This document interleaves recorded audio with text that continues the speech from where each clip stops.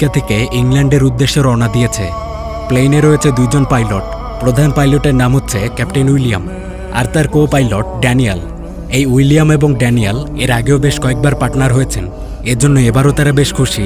আশা করা যায় যে এই যাত্রাটাও সুন্দরভাবে পার হবে। ক্যাপ্টেন ব্রিফিং করছিলেন। যাত্রীদেরকে বলা হয় আকাশ বেশ পরিষ্কার, আনুমানিক 7 ঘন্টার মধ্যেই তারা গন্তব্যে পৌঁছাবে। বিমানে রয়েছে 200 জন যাত্রী। ছোটোখাটো একটা যাত্রা ছিল। আশা করা যায় যে যাত্রীদের গল্পগুজবেই সময়টা পার হয়ে যাবে। যাত্রীরা বেশ আনন্দিত, সাথে খুশি ফ্লাইটের এয়ার ক্রুরাও। মোট 5 জন এয়ার ক্রু রয়েছেন এখানে। সবকিছু ঠিকঠাকই চলছিল, কিন্তু হঠাৎ এই যাত্রার শুরুতেই সমস্যা দেখা দেয়। এই বিমানের সকল মেশিনারিগুলো ফ্লিকারিং করতে শুরু করে। সিগন্যাল পাওয়া যাচ্ছিল না, যোগাযোগ বারবার বিচ্ছিন্ন হয়। এটা দেখে তো পাইলটরা আতঙ্কে, কারণ এরকম তো হওয়ার কথা না, এটা শুভ লক্ষণ না। তবে কিছুক্ষণের মধ্যে এগুলো স্বাভাবিক হয়ে যায়, আর এর পরপরই গ্রাউন্ড কন্ট্রোলে যোগাযোগ করা হয়। গ্রাউন্ড কন্ট্রোল সার্ভিস বলতে বিমানের বিশেষ সময়ে বিশেষ প্রয়োজনে পাইলটদেরকে গাইড করার ব্যবস্থাকে বোঝায়। মানে বিমান কোন পথে নিয়ে যাওয়া নিরাপদ হবে, সামনে আবহাওয়ার অবস্থা কী রকম, প্লেনে কোনো সমস্যা হয়েছে কিনা, এরকম নানা তথ্য গ্রাউন্ড কন্ট্রোল থেকে দেয়া হয়। যারা এই তথ্যগুলো দেয় তাদেরকে এয়ার ট্রাফিক কন্ট্রোলার বলে। তাদের কাজ হচ্ছে অত্যাধুনিক সব রেডার দেখে দেখে পাইলটদেরকে গাইড করা। তো এই গ্রাউন্ড কন্ট্রোল থেকে বলা হয় সব ঠিকঠাকই আছে, বিমানে কোনো সমস্যা নেই, সামনের আকাশও ক্লিয়ার। এটা জানার পর পাইলট শান্ত হন, সবকিছু তাহলে ঠিকঠাকই আছে। কিন্তু আর কিছু দূর যাওয়ার পর দেখা যায় পুরো আকাশ কালো মেঘে ঢাকা। মেঘের গর্জন, ভয়ঙ্কর বজ্রপাত হচ্ছে। কিন্তু এটা কিভাবে সম্ভব? মাত্রই তো কন্ট্রোল রুম থেকে বলা হলো আকাশ পরিষ্কার, কোনো সমস্যাই নেই, তাহলে এই বজ্রপাত আসলো কিভাবে? দ্রুত বেগে বাতাস বইছে, বিমানের ভারসাম্য ঠিক থাকে না। ক্যাপ্টেন আবার কন্ট্রোল রুমে নক দেয়, কিন্তু সেখানে সংযোগ হচ্ছিল না। মানে বিমানে কোনো নেটওয়ার্ক নেই, সিগন্যাল পাওয়া যায় না। অদ্ভুত ব্যাপার, মুহূর্তের মধ্যেই জানি কি হয়ে গেল। এখন কন্ট্রোল রুমে যোগাযোগ না করলে তো মহাবিপদ, কারণ এই কালো মেঘের মধ্যে দিয়ে কি তারা তাহলে এগিয়ে যাবে? আর এরপর আকাশের অবস্থা কীরকম, বিপদ আরও বাড়বে কি কমবে কিছুই বোঝা যাচ্ছিল না। এদিকে আবার বিমানটা কিছু পথ এগিয়ে আসলে নিয়ন্ত্রণ হারিয়ে ফেলে। ক্যাপ্টেন তার কো পাইলটকে নিয়ে আপ্রাণ চেষ্টা করছিল নিয়ন্ত্রণ ঠিক রাখার। টার্গেট হলো মেঘ কাটিয়ে চলে যেতে হবে। যাত্রীদেরকে বলা হয় সামনে কিছুটা বিপদ, তাই সবাইকে সিট বেল্ট বাঁধতে বলা হয়। এ যেন ভীতিকর অবস্থা, সব যাত্রীরা ঘাবড়ে যায়। বিমান নিয়ন্ত্রণ হারিয়ে এগিয়ে যাচ্ছে। এভাবে কিছু দূর আসার পর ঘটে অদ্ভুত এক কাণ্ড। সামনে গোলাকার এক অবয়ব তৈরি হয়েছে। বজ্রপাত হচ্ছিল সেখানে। এই বৃত্তটা থেকে প্রচুর পরিমাণে আলো ছড়িয়ে পড়ে, যা সহ্য করা যাচ্ছিল না। পাইলট অনেক চেষ্টা করেন এই বৃত্তটাকে পাশ কাটিয়ে যাওয়ার, কিন্তু এটা যেন চুম্বকের মতো বিমানটাকে টেনে নিচ্ছে। অনেক চেষ্টা করেও পাইলটরা বিমানটাকে কন্ট্রোল করতে পারেন না। বিশাল এক উড়োজাহাজ এই বৃত্তের মধ্যেই ঢুকে যায়।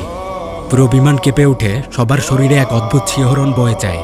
তবে বৃত্তের এপারে চলে আসার পর বিমানটা শান্ত হলো। আকাশের এই দিকে আর কোনো বজ্রপাত নেই। তবে এখানে আরও বড় একটা অদ্ভুত ব্যাপার। তারা মাত্রই বিকালের দিকে রওনা দিল। বিকাল 5টা হবে, কিন্তু এখানে আকাশে রাত। মানে রাত হয়ে গেছে, গভীর রাত। মাত্র 10 মিনিটের মধ্যেই দিন থেকে রাত হয়ে গেল, এটা কিভাবে সম্ভব? বিমানে এখন আর কোনো নেটওয়ার্ক নেই। যাত্রীদের সহ প্লেনের কোনো ডিভাইসই নেটে সংযোগ হচ্ছে না, কোনো প্রকার যোগাযোগ করা যায় না। যার অর্থ হলো এই বিমানটা এখন পৃথিবী থেকে পুরোপুরি বিচ্ছিন্ন। তবে এই ফ্লাইটে রেডার কাজ করছিল। রেডারের মাধ্যমে বোঝা যায় আশেপাশে অন্য কোনো বিমান আছে কিনা, চলমান প্লেনটা কত উচ্চতায় রয়েছে, গতিপথ কোন দিকে, এই কিছু বিষয় জানা যায় রেডারে। তবে এখানে আবার আরেক অদ্ভুত ব্যাপার।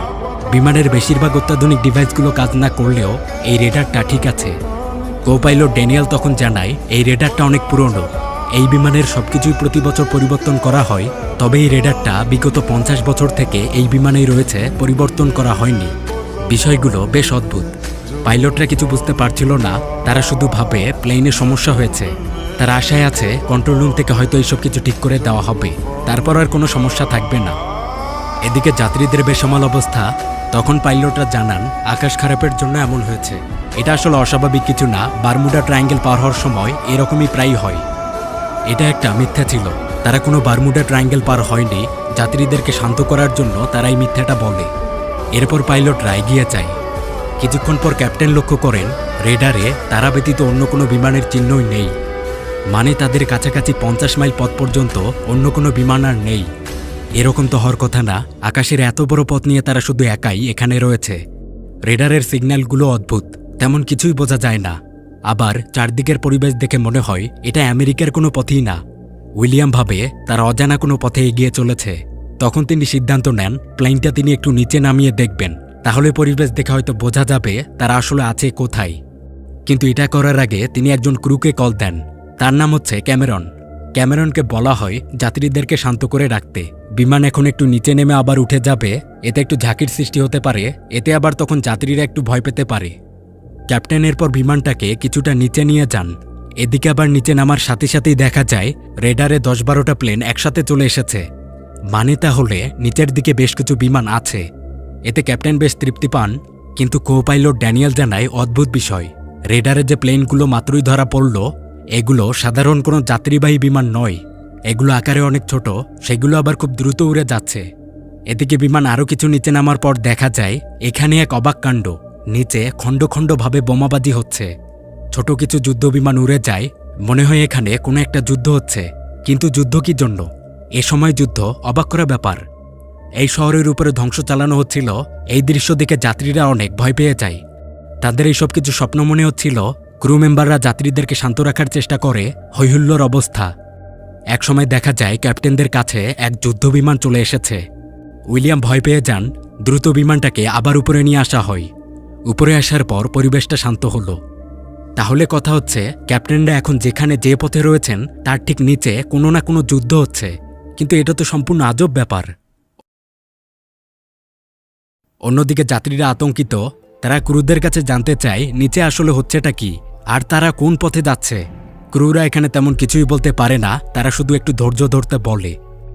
এদিকে ক্যাপ্টেন একাধিকবার চেষ্টা করছেন কন্ট্রোল রুমে যোগাযোগ করার জন্য, কিন্তু কোনোভাবেই যোগাযোগ হয় না। এখন এই অবস্থায় সবার আগে যেটা জানতে হবে এই বিমানটা আসলে আছে কোথায়। এভাবে অজানা পথে তো এগিয়ে যাওয়া যাবে না, তাদের ইংল্যান্ড পৌঁছাতে হবে। তখন ক্যাপ্টেন বলেন তারা কিছু দূর এগিয়ে যাওয়ার পর আবার এই বিমানটা নিচে নামাবে। কাছাকাছি কোনো এয়ারপোর্ট থাকলে সেখানে ল্যান্ড করা ছাড়া তো আর কোনো উপায় নেই। কিন্তু ড্যানিয়েল এমনটা করতে মানা করে। সে বলে নিচে মাত্র যে অবস্থা দেখা গেল, এই যুদ্ধ পরিবেশে নেমে যাওয়া ঠিক হবে না, বড় বিপদ হতে পারে। তখন ক্যাপ্টেন জানান এছাড়া তো আর কোনো উপায় নেই।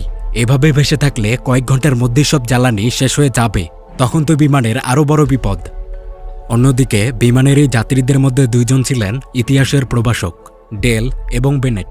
তারা নিচের এই পরিবেশ দেখে অবাক হন। তারা ইতিহাস সম্পর্কে ভালো জানেন। তারা এসব দিকে ধারণা করে নেন এটা বিশ্বযুদ্ধের সময়। নিচে যে যুদ্ধটা হচ্ছে এটা দ্বিতীয় বিশ্বযুদ্ধ। তারা দ্রুত বিমানের ককপিটে এগিয়ে আসেন। পাইলটকে সব জানাতে হবে, কিন্তু ক্রুরা তাদেরকে আসতে বারণ করছিল। বেনেট তখন চিৎকার করে সবকিছু খুলে বলে যে নিচে বিশ্বযুদ্ধ চলছে, আর মাত্র যে যুদ্ধ বিমানটা পাশ দিয়ে উড়ে গেল এটা জার্মানির বিশেষ যুদ্ধ বিমান, যা 1945 সালের পর থেকে আর কখনো বানানো হয়নি। এই বিমানগুলো চালাতো হিটলারের নাৎসি বাহিনী। এগুলো শুনে ক্যাপ্টেন উইলিয়াম অনেক রেগে যান। এগুলো তার রাজগুবি মনে হয়। বেনেটদেরকে চলে যেতে বলা হচ্ছিল, কিন্তু তারা বারবার বলে যাচ্ছে তারা এখন বিশ্বযুদ্ধের সময়ে কোনো এক অদ্ভুত কারণে তারা টাইম ট্রাভেলই করেছে। বেনেট এ সময় দেখে বিমানের কোনো যন্ত্রে নেটওয়ার্ক নেই। তখন সে বুঝায় তার কথাই সত্য, কারণ অতীতে 1940 সালে চলে আসায় তখন তো আধুনিক যোগাযোগ ব্যবস্থা ছিল না। অত্যাধুনিক স্যাটেলাইটগুলো আবিষ্কারই হয়নি। এর থেকেও বড় কথা হলো নিচে মাত্র যে যুদ্ধটা দেখা যাচ্ছে এটার কথা ইতিহাসের পাতায় রয়েছে, এগুলোর চিত্র আছে। এই বিমান এখন রয়েছে জার্মানিতে। এসব শুনে ক্যাপ্টেন অনেক দ্বিধায় পড়ে যান। তিনি বলেন যদিও তার এইসব কিছু আজগুবি মনে হচ্ছে, কিন্তু এই সমস্যাটার সমাধান কি? তারা আবার তাদের অবস্থায় ফিরে যাবে কিভাবে? প্রভাষকরা বলে তারা আসলে জানে না যে এটার সমাধান কি। তবে তাদের ধারণা প্লেনটা যেহেতু এক বজ্রপাতের মাধ্যমে অতীতে এসেছে, তাই আবার যদি এরকম কোনো বজ্রপাত দেখা যায় তাহলে হয়তো সেখানে আবার টাইম লুপ তৈরি হবে। সেটা দিয়েই তারা আবার আগের অবস্থায় ফিরতে পারবে। এসব ক্যাপ্টেনের খুবই হাস্যকর মনে হচ্ছিল। তিনি আপাতত বেনেটদেরকে যেতে বলেন, আর তাদেরকে বলে দেওয়া হয় এই ব্যাপারগুলো যেন অন্য কোনো যাত্রীরা জানতে না পারে। এরপর ক্যাপ্টেনরা আবার বিমানটা কিছুটা নিচে নামায়। নিচে